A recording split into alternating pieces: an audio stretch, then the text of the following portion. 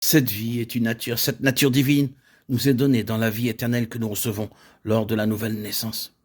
C'est une nature qui est plantée intérieurement, dans laquelle se trouve de manière inhérente cette ressemblance divine. Dieu commence avec cette puissante potentialité de sainteté, la suprême dynamique de sa propre ressemblance. Il plante cela en nous au commencement de notre expérience spirituelle et de la vie chrétienne. Il y a en cela toutes les puissantes possibilités de Dieu lui-même. Cette nature a sa manière d'agir. Et quand nous lui cédons, nous conformons à ses demandes, reconnaissant ses lois comme nous reconnaissons les lois de notre vie naturelle, nous parvenons à la plénitude de la santé spirituelle. C'est seulement ainsi qu'il y aura une Église qui a la gloire de Dieu. À lui soit la gloire dans l'Église et en Jésus-Christ dans toutes les générations, au siècle des siècles. Amen. Éphésiens 3, 21. Il me montra la ville sainte Jérusalem qui descendait du ciel d'auprès de Dieu, ayant la gloire de Dieu. Apocalypse 21, 10, 11. Cette gloire qui est la nature de Dieu réside dans la vie même de Dieu, qui nous est donnée à nous.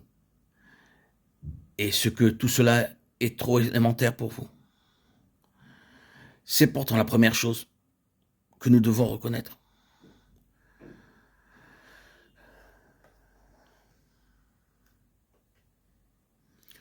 Considérons simplement ce que Pierre disait, afin que par elle, en parlant des promesses, vous deveniez participants de la nature divine, en fuyant la corruption qui existe dans le monde par la convoitise. De Pierre 1, 4. C'est dans cette vie dont nous parlons que réside la nature divine. C'est toujours interdépendant, dans le domaine subjectif-objectif, c'est-à-dire que nous avons cette vie dans le Fils de Dieu et que nous l'avons seulement nous-mêmes dans la mesure où nous avons Christ en nous.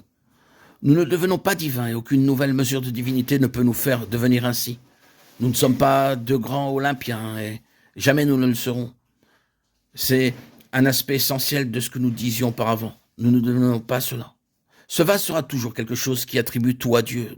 Donc, dans un tel vase, il y aura des personnes qui en elles-mêmes seront très imparfaites. Vous ne pourrez jamais dire en parlant d'elles qu'elles sont grandes par elles-mêmes. Ce sera des personnes très humaines. Et la marque même de leur humanité sera leur complète dépendance à l'égard du Seigneur pour toute manifestation de bonté. Elles savent que s'il y a quoi que ce soit en elles qui ait de la valeur, c'est parce que le Seigneur est là, parce que Christ est entré. Mais en disant cela, et gardant cela dans l'esprit avec tout ce que nous avons dit, nous répétons qu'il nous a été donné la vie incréée de Dieu, la vie divine en Jésus-Christ. Et cette vie est la nature de Dieu. Cette vie ne pêche pas et sera toujours le moyen pour nous corriger quoi que notre vie propre fasse et quoi que notre nature propre fasse. C'est la raison pour laquelle ceux qui sont au Seigneur et qui font des erreurs passent par des temps beaucoup plus éprouvants de manière intérieure que n'importe qui d'autre. Ils ont un standard qui s'est établi en eux et ils ne suivent pas des choses externes parce que c'est en eux-mêmes qu'il y a la norme d'une vie sans péché. Si jamais nous soulevons la question de la perfection sans péché, nous ne serons jamais capables de dire cela à l'égard de nous-mêmes. Cela peut seulement être dit de cette autre vie qui nous a été donnée à nous. Cela peut être seulement dit de cette vie-là. À lui soit la gloire dans l'Église et en Jésus-Christ dans toutes les générations au siècle des siècles. Amen. Éphésiens 3, 21.